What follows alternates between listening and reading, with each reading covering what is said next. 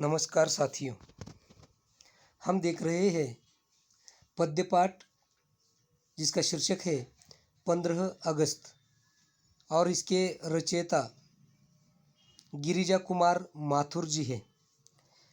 तो आइए साथियों, अब हम कविता का रस ग्रहण करते हैं।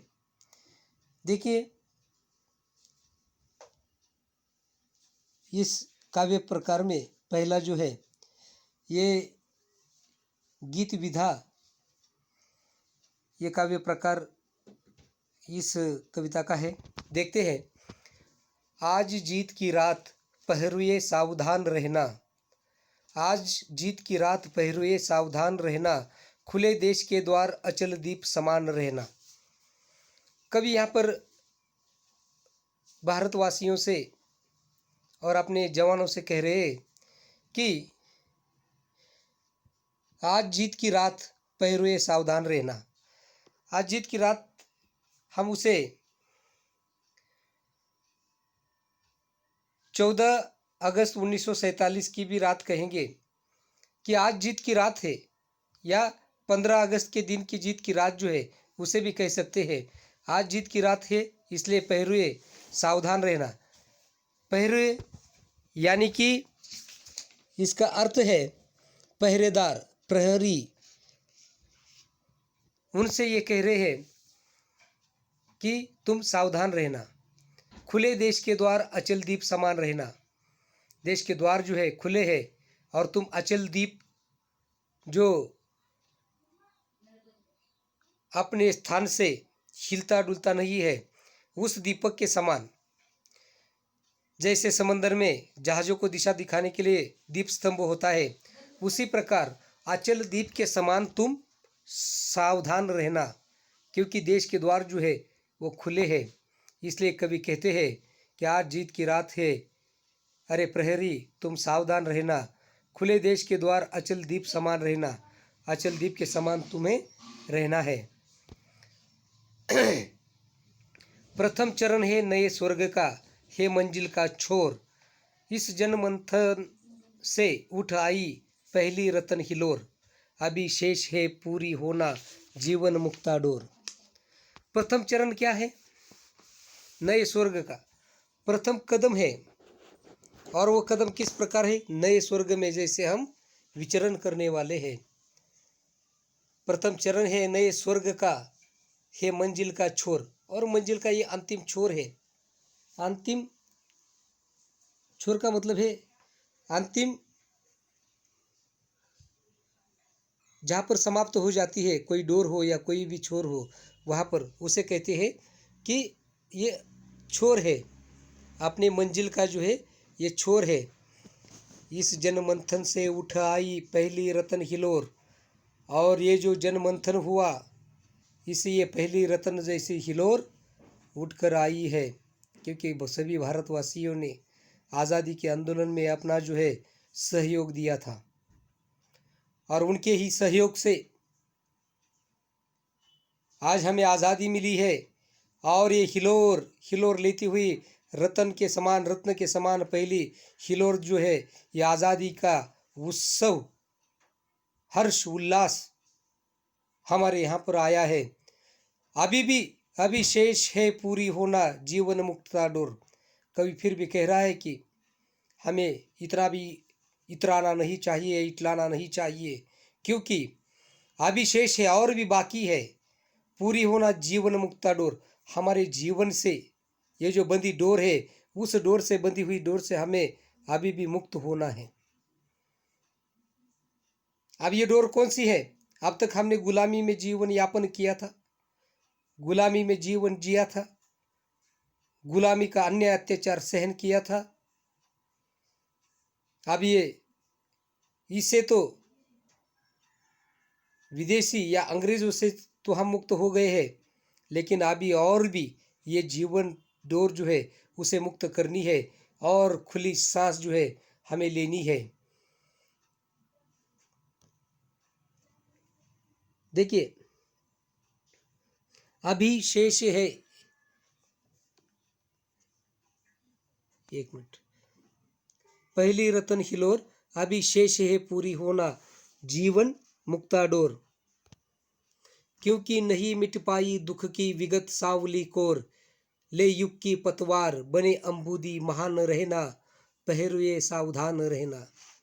क्योंकि क्यों अभी भी शेष है पूरी होना जीवन की मुक्त डोर। जीवन जो है अभी मुक्त स्वतंत्र पूरी तरह से नहीं हुआ है। कभी को ऐसा लगता है क्योंकि नहीं मिट पाई है। क्या नहीं मिट पाई है? पिछले दुख की सावली काली कोर। इस कावली सावली रात को पिछले जो हमने परतंत्र में या गुलामी में जो इस प्रकार की रातें बिताई थी, विगत सावली कोर जो है अभी भी उसकी जो है कुछ छाया अभी भी शेष है, वो मिट नहीं पाई है। कवि को लगता है वो अभी भी शेष है।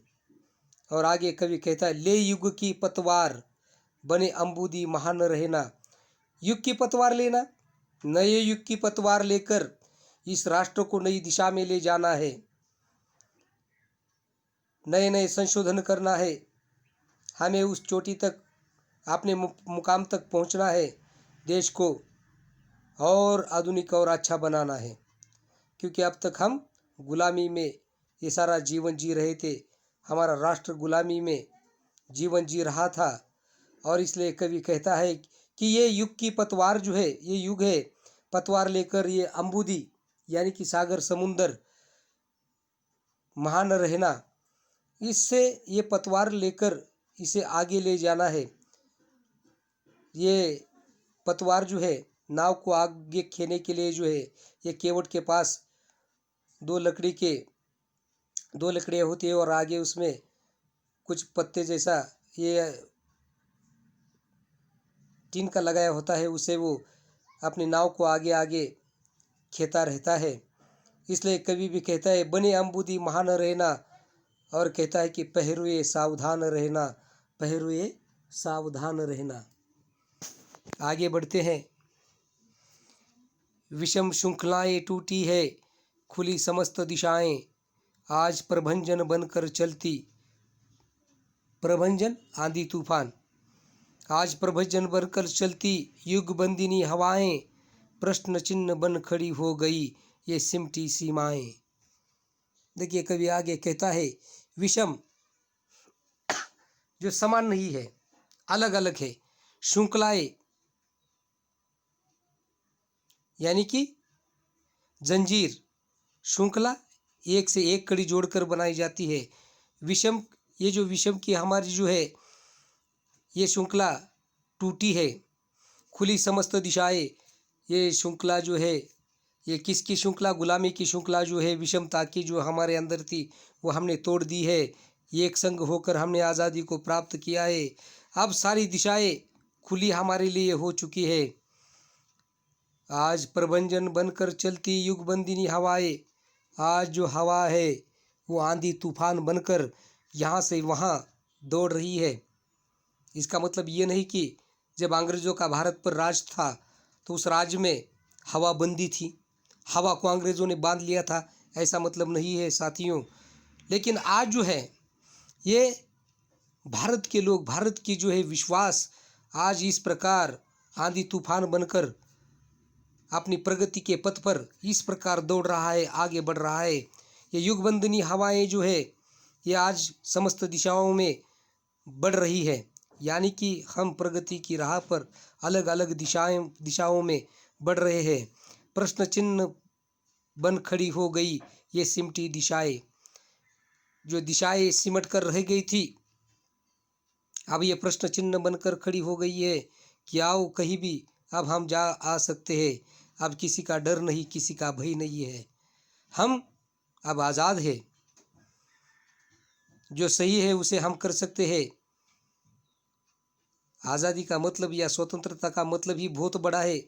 इस पर एक अलग से एक व्याख्यान हो सकता है कि कितने क्या क्या आज़ादी में होता है, स्वतंत्रता में क्या क्या होता है जो गुलामी में नहीं होता है। तो ये प्रश्न चिन्ह बन खड़ी हो गई है और सारी दिशाएं सिमटी हुई सीमित सी दिखाई दे रही है। आगे बढ़ते हैं।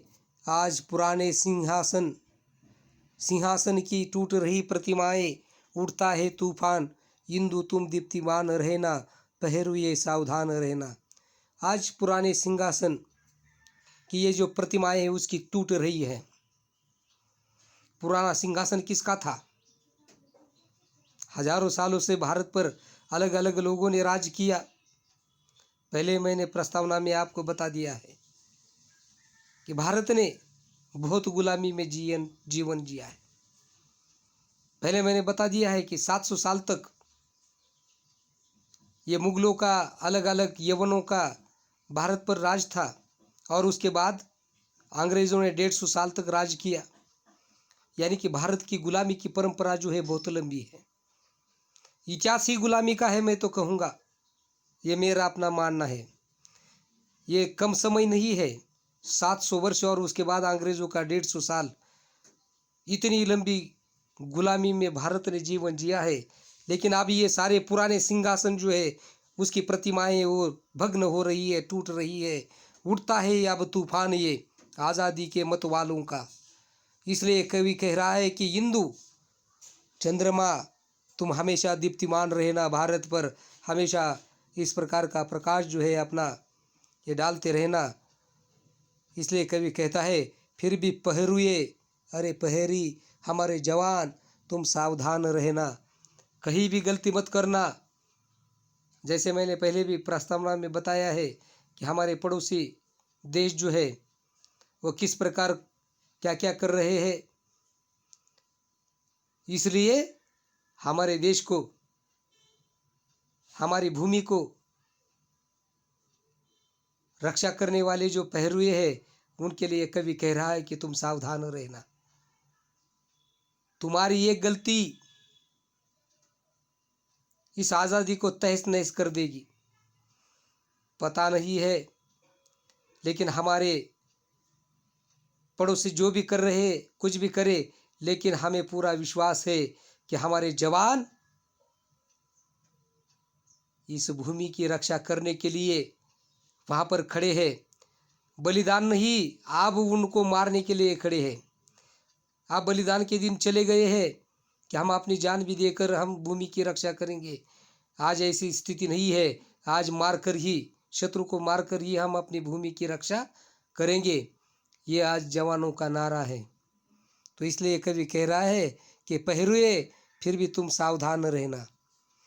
ऊंची हुई मशाल हमारी आगे कठिन डगर है, ऊंची हुई मशाल हमारी आगे कठिन डगर है।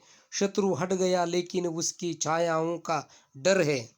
शोषण से मृत है समाज, कमजोर हमारा घर है। देखिए आज हमारी ये जो मशाल है आज़ादी की ऊंची हुई है। पहले हम ये मशाल ऊंची कर सकते थे क्या? नहीं, क्योंकि उस पर नियंत्रण जो है वो किसी दूसरे का था। हम इस प्रकार हमारी मशाल आगे नहीं कर सकते थे, ऊंची नहीं कर सकते थे, हमारा झंडा नहीं फहरा सकते थे। अगर कोई तिरंगा फहराता है तो अंग्रेज उसे फांसी पर चढ़ा देते थे, गोलियां मार देते थे। लेकिन अब ऐसी कोई बात है क्या? नहीं। हम बड़े गर्व के साथ, अभिमान के साथ हमारे तिरंगे को फहरा सकते हैं। हमारी ये जो मशाल है आज़ादी की, हम ऊंची ही उठाए रहेंगे। फिर भी आगे कठिन डगर है।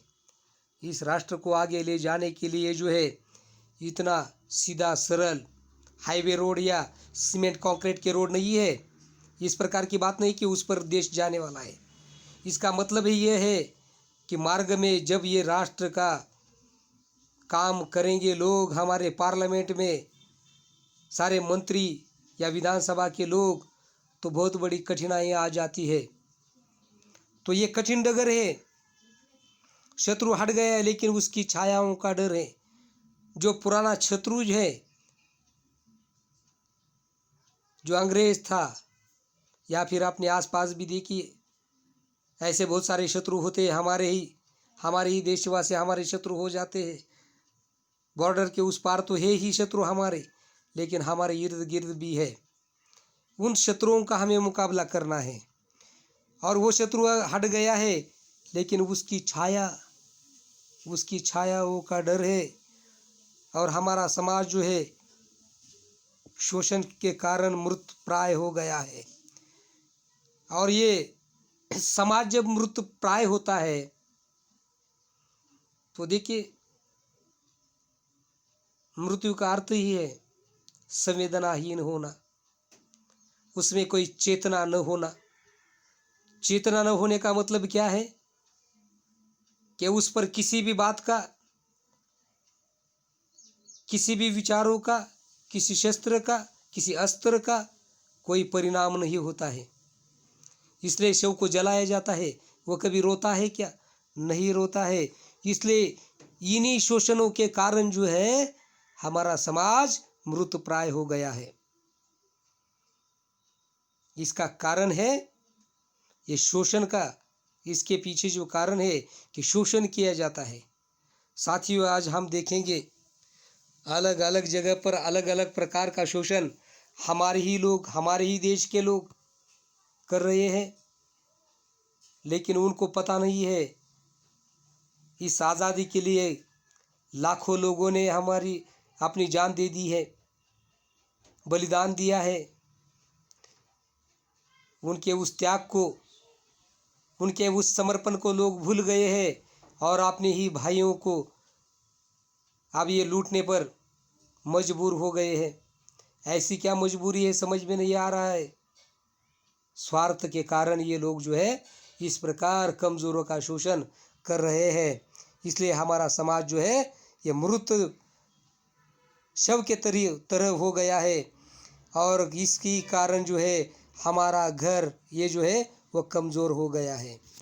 हमें कमज़ोर करने के लिए आज कोई अंग्रेज़ नहीं है, कोई यवन नहीं है, कोई विदेशी नहीं है। हमारे ही लोगों ने हमारे ही समाज को और हमारे लोगों को मृत बना दिया है, शव के समान बना दिया है। ये समाप्त होना चाहिए साथियों। कभी आगे कहते हैं, किंतु आ रही नई जिंदगी ये विश्वास अमर है। जनगंगा में ज्वार लहर तुम प्रवाह मान रहना, पहरुए सावधान रहना। धूप के धान काव्य संग्रह से ये लिया है। देखिए, कभी कहता है भले ही हमारा घर कमज़ोर है, लेकिन साथियों अब कमज़ोर नहीं रहा है। हम आज हर शत्रु का मुकाबला करने के लिए तैयार हैं। हमारे जवान, हमारे साइंटिस्ट, हमारे नेता, हमारे देश का एक एक ये जो है नागरिक, ये आज आए हुए हर संकट का सामना करने के लिए तैयार है। उसने अपनी मानसिकता उस प्रकार की बना ली है। हमने आज़ाद गुलामी में बहुत सारा जीवन जिया है, दोबारा इस प्रकार की ज़िंदगी हम नहीं जिएंगे। हर तरह का सहयोग करने के लिए तैयार है। इसलिए कभी कह रहा है, किंतु आ रही है नई जिंदगी ये विश्वास अमर है। ये नई जिंदगी आ रही है। ये जो बदलाव दिखाई दे रहा है, सन 1947 का भारत और आज का भारत, इसमें बहुत बड़ा अंतर है। आप देखेंगे, अगर इतिहास को खंगालेंगे तो 1947 के भारत में और आज के भारत में ज़मीन आसमान का अंतर आपको दिखाई देगा। इसलिए ये विश्वास अमर है। जिंदगी किंतु आ रही है नई जिंदगी, नया जीवन हमारे सामने है, आ रहा है। ये अमर है, ये हमें विश्वास है। जनगंगा में ज्वार है, ये अमर होने का जो है, जनगंगा में एक ज्वार है, एक ज्वार उफन कर आया है पूरे विश्वास के साथ। इसलिए कवि कहता है, लहर तुम प्रवाहमान रहना। ये जो लहर है, इस लहर को उसी प्रकार जो है प्रवाहमान रहने के लिए कवि कहता है। और अपने जवानों को कहते हैं, पहरुओं को कहते हैं, पहरेदारों को कहते हैं, पहरुए सावधान रहना, पहरुए सावधान रहना। इस प्रकार कवि सावधान रहने की बार बार चेतावनी जो है वो देते हैं। और इसका पालन भी हमारे जो है जवान बड़ी निष्ठा के साथ हमारे ये सीमा पर कर रहे हैं। घरों में बैठकर तो कोई भी बहुत बड़ा भाषण कर सकता है, लेकिन सीमा पर, वहाँ पर बॉर्डर पर क्या हो रहा है उसके बारे में चिंता नहीं करते हैं। कुछ लोग हैं करते हैं चिंता। वहाँ पर वो अपना काम बड़े ही निष्ठा के साथ निभा रहे हैं। लेकिन यहाँ पर जो नागरिक है, देश में जो ये लोग जी रहे हैं, हम और तुम जो आम लोग हैं, उनका भी अपने राष्ट्र के प्रति कोई ना कोई कर्तव्य होता है। उसे हम कितना निभाते हैं, ये चिंतन का विषय है साथियों। कि वो अगर निष्ठा के साथ हमारे जवान, हमारे पहरुए वहाँ पर बॉर्डर पर, सीमा पर रक्षा कर रहे हैं, हमारे देश की रक्षा कर रहे हैं, तो हमारा भी उत्तरदायित्व है, हमारा भी कर्तव्य है कि हम भी उसी प्रकार निष्ठा के साथ, देश के साथ हम अपना विश्वास बढ़ाए, निष्ठा से अपना काम करें। धोखाधड़ी, मिलावटखोरी, भाई भतीजावाद, अनैतिकता, अंधविश्वास, रूढ़ी परंपरा या जो भी समाज को खोखला करने वाली चीज़ें हैं, उसको दरकिनार कर देना चाहिए, निकाल देना चाहिए। जो गलत है उसको समाप्त कर देना चाहिए। ये हमारा भी कर्तव्य है। ये नहीं कि वहाँ पर वो लोग लड़ रहे हैं, गोली खा रहे हैं, इसलिए हमें कोई चिंता नहीं है। अगर वो भी आपकी हमारी ये जो लोग हैं इस प्रकार का बर्ताव कर रहे हैं देश के अंदर, उसी प्रकार उन्होंने भी वहाँ पर अगर सेटलमेंट करना शुरू कर दिया, धोखाधड़ी करना शुरू कर दिया, तो क्या हश्र होगा, ज़रा सोच लीजिए। क्या सीमाएं सुरक्षित रहेगी? नहीं रहेगी। इसलिए हर इस देश के नागरिक का कर्तव्य है कि वो बड़े निष्ठा के साथ अपना व्यवहार करे, देश के साथ गद्दारी ना करे। इस कविता के साथ साथियों, मैथिली शरण गुप्त जो है उनकी बहुत सुंदर सुंदर और भी कविताएं हैं। वीर रस से भरी हुई इनकी कविता जो है ये होती है। वास्तविकता को छोड़कर कभी ये लिखते नहीं है। गिरिजा कुमार माथुर, जो परिस्थितियां हैं उन परिस्थितियों का चित्रण अंकन करना उनका हमेशा लक्ष्य रहा है। साथियों, ये जो कविता है 15 अगस्त, ये धूप के धार काव्य संग्रह से ये ली हुई कविता है। साथियों, फिर मिलेंगे, लेकिन उससे पूर्व आपकी जो भी शंका है, आपके मन में कोई प्रश्न हो, कोई भी अड़चन हो, पाठ्यक्रम के संदर्भ में समझ में नहीं आया, तो आप इस मेरे नंबर पर कभी भी मुझे फ़ोन कर सकते हैं। कभी भी कर दीजिए, मैं हमेशा आपका समाधान करने के लिए, आपकी जिज्ञासाओं का समाधान करने के लिए तैयार हूँ। बेहिचक आप पूछ सकते हैं, कोई किंतु परंतु अपने मन में ना रखे, और जो भी है वो आपकी शंका हो, जो भी प्रश्न हो, आप मुझे डायरेक्ट पूछ सकते हैं, फ़ोन करके पूछ सकते हैं। साथियों, इसी के साथ धन्यवाद।